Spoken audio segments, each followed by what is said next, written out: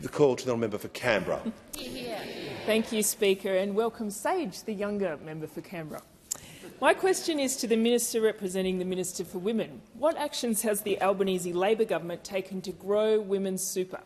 And what other approaches is the government being asked to consider? The call to the Minister for Infrastructure, Transport, Regional Development and Local Government representing the Minister for Women. Thanks very much, and a shout out to Maggie from Ballarat, and apologies for the juvenile behaviour we just saw.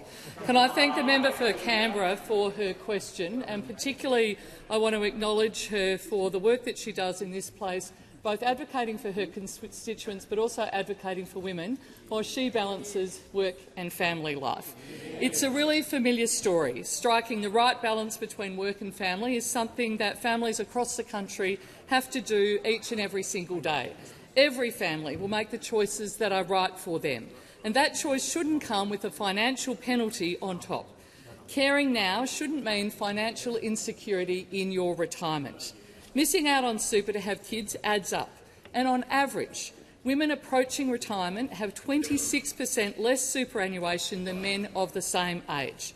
That's why the government has reformed the paid parental leave scheme to ensure parents can have more time off and more money.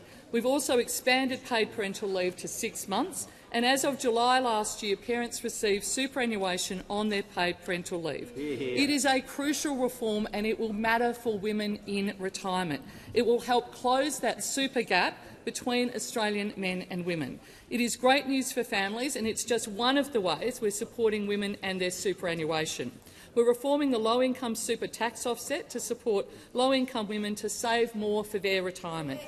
And we've introduced payday super to support earlier, more frequent employer super contributions. And all of this, of course, builds on the progress that we are making in lifting wages and closing the gender pay gap, now at a historic low of 11.3%. That is how we make sure that women have economic choices and that they can live with dignity in their retirement. Labor built superannuation, and we're strengthening it to ensure that working women are better off in their retirement.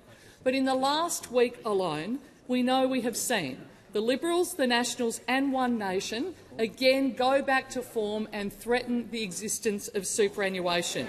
They have described superannuation as a loss of liberty. They've confirmed they do not support universal contributions, and they've bragged about their past policies that they would seek to start dismantling the superannuation scheme that would see people with thousands of dollars less in their retirement incomes, and that will particularly affect women. Make no mistake, the Liberals, the Nationals and One Nation have never, ever supported a universal superannuation scheme. They don't support it. They don't like it. They've attempted at every opportunity to undermine it, and if they're given the chance, that is exactly what they will do again. And the people who actually suffer as a result of that will primarily be Australian women on their retirement.